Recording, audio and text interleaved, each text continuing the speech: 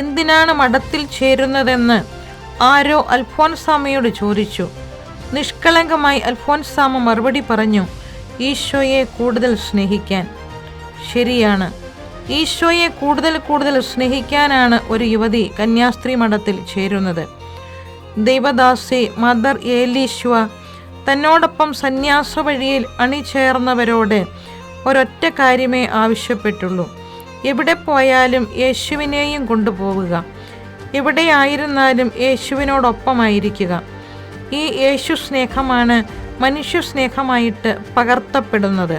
ക്രിസ്തുവിന് വേണ്ടി ആളുകൾക്കിടയിൽ ഓടി നടന്ന് ശുശ്രൂഷ നടത്തിയ ലീമായിലെ സെൻറ്റ് റോസിൻ്റെ പ്രതീകം കുരിശും ഹൃദയവും, ഹൃദയത്തിൽ വിരിഞ്ഞ റോസാപ്പൂവുമാണ്.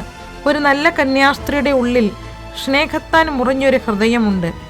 ആ ഹൃദയത്തിൽ പേരിടാനറിയാത്ത ഒരു പൂവ് വിരിയുന്നുമുണ്ട്. കാനോഷിയിലെ വിശുദ്ധ മഗ്ദലന എഴുതുന്നു, സ്നേഹിക്കുന്നവൻ ഒരിക്കലും ക്ഷീണിതരാവുന്നില്ല, കാരണം സ്നേഹത്തിന് ഭാരമെന്തെന്ന് അറിയില്ല. ആകർഷകമായ ഒരു പെയിൻറ്റിംഗ് ഉണ്ടല്ലോ, വികലാംഗനായ അനുജനെ ചുമന്നു നിൽക്കുന്ന ചേട്ടൻ്റെ ചിത്രം. അടിക്കുറിപ്പ് ചിത്രത്തേക്കാൾ സുന്ദരമാണ്. He is not a burden because he is my brother.